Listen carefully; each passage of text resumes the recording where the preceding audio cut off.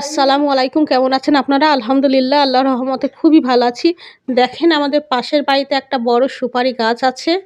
ওই ওই আমার বড় ছেলে দেখেন সুপারি গাছটা লড়া দিচ্ছে।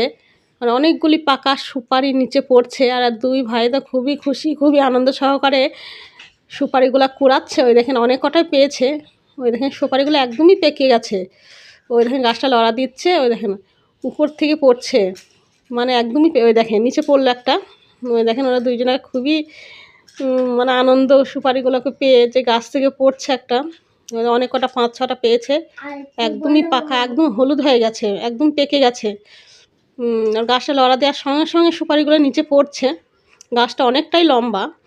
মানে পাড়ার কোনো মানুষ পাওয়া যাচ্ছে না যে ওই দেখেন সুপারিগুলো এবার সব পেয়েছে। এবার ২ ভাই দাঁড়িয়ে আছে।